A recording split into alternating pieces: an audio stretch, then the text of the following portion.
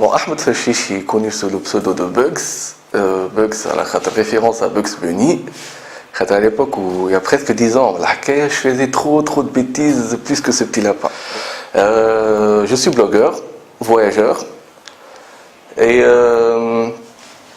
au début, j'avais pas d'idée de créer le blog, mais je l'ai créé à la khater. Je voulais partager certains bons plans. Comme vous connaissez, toi, on n'a pas des salaires européens pour se permettre des voyages à tort et à travers. Et tu nous parles un petit peu de ton dernier voyage sur l'Afrique. Le dernier, c'était au Sénégal il y a exactement 3 semaines. Bon, je fais partie de la communauté Couchsurfing en Tunisie. Couchsurfing, c'est une communauté de voyageurs internationaux voilà, des gens qui se proposent à s'entraider. Par exemple, je peux proposer à une personne qui n'a pas les moyens de se payer un hôtel. Puis j'ai tout ce qu'on a, je lui montre les coins à côté de chez moi. Ouais, pareil, quand je voyage à l'étranger, je passe par la même chose que ce soit quand j'étais parti au Japon, puis voilà, dernièrement au Sénégal. Non? Tu en tant que coach surfer. Voilà, donc ça aide de plus. Voyager sans vraiment avoir un contact local, pour moi, on n'a pas voyagé. Au Sénégal, j'ai été surpris par un truc, c'est qu'ils n'ont rien presque, et le peu qu'ils ont, ils le partagent avec toi, ils te le donnent le colo. Voilà, ça m'avait trop touché, c'était plus une expérience humaine qu'un voyage pour moi, le Sénégal. Voilà, parmi tous les pays que j'ai visités, j'étais parti, j'ai fait presque toute la Méditerranée. Voilà, Malte, France, Suisse, Italie. J'étais parti au Japon, au Passoria, ou dernièrement au Sénégal. Le Sénégal, c'était le pays le plus pauvre que j'ai visité, mais c'est le meilleur voyage que j'ai eu. Donc au début, je l'ai contacté, je lui ai dit au Sénégal, entre-temps, vu que je prends que mon sac à dos. J'utilise presque jamais. Et quand j'ai vu les photos, j'ai compris que le milieu, ils ont un quotidien assez difficile. Donc j'ai proposé des trucs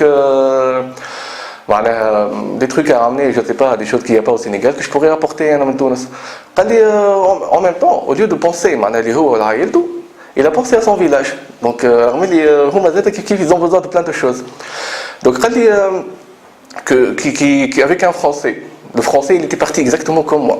Il était parti en voyage, il est tombé amoureux fou du Sénégal, où il a créé l'association Hadaya. C'est une association qui aide à construire une école dans le village natal d'Abdoulaye. Le village se trouve à peu près 20 km de la frontière mauritanienne. Donc, clair qui que je voulais ramener un truc, il a pensé directement à l'école. Il a dit si tu peux ramener des choses pour les écoliers ou qui peuvent aider à l'ouverture de l'école. Donc directement, j'ai lancé une petite opération Fitness qui a créé un buzz que je ne m'attendais pas du tout. J'ai eu un surplus, donc du coup j'avais une amie qui est venue avec moi, donc du coup on a 2 valises, elle m'avait aidé pour les affaires au coach, j'ai pas voulu accepter de l'argent.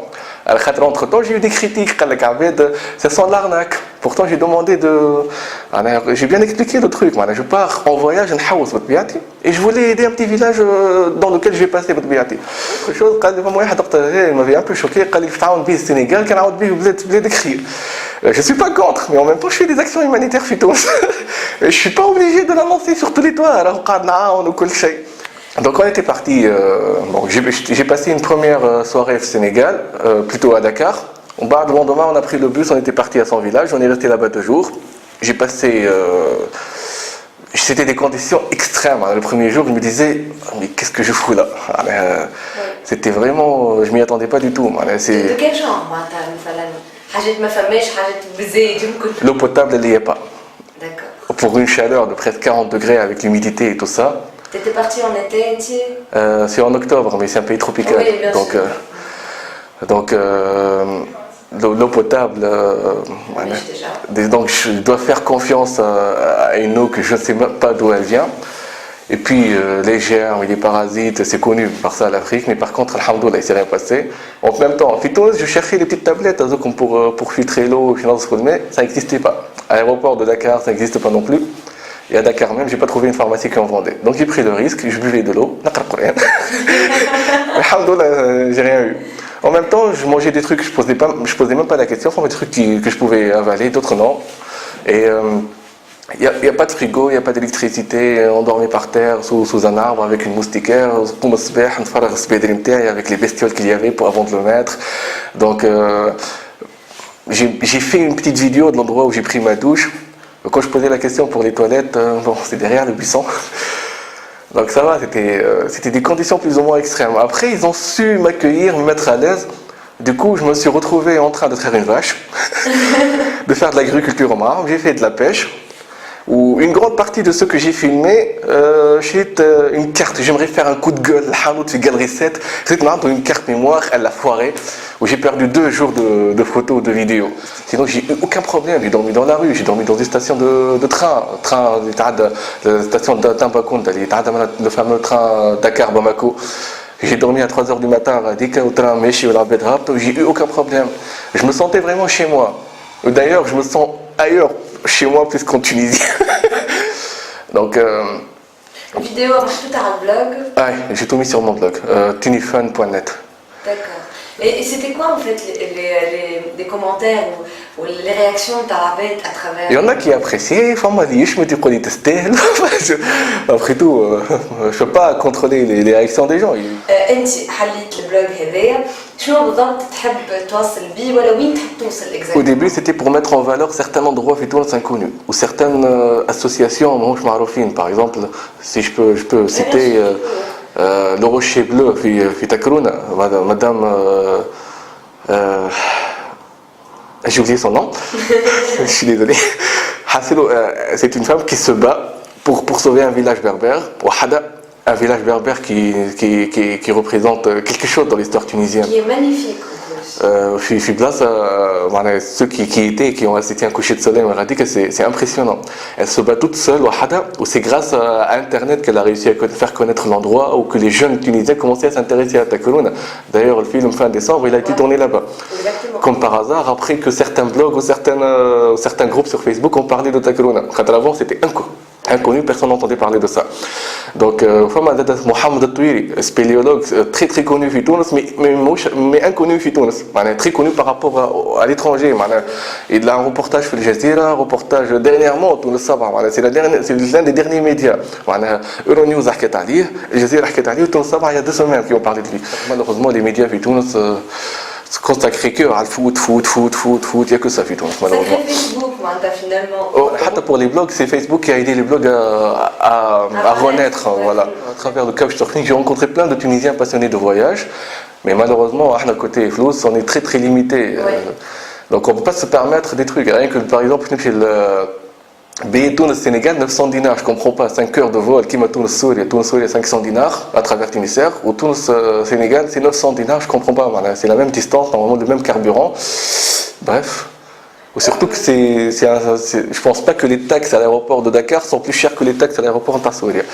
Mais bon. Donc je comprenais pourquoi. C'est assez cher quand même. Le Japon, j'ai payé 1600 dinars de basse saison. Bon, la basse saison, c'est le truc le moins cher que j'ai pris à l'Italie. C'était Barouita, c'était pas un avion pour moi. C'est catastrophique. J'ai fait 12 heures de cauchemar. Voilà. Mais donc du coup, rien que pour le billet ou le reste, que l'argent de poche, généralement, il fait choisir un mec là, ou les transports. Donc généralement, je prends un repas, maximum 2 repas par jour quand je voyage. La communauté de couchsurfers, justement, est-ce que vous avez un contact avec Ah oui, chaque semaine, il y a un meeting. Bon, je ne peux pas être disponible toutes les semaines pour y assister, mais généralement, oui.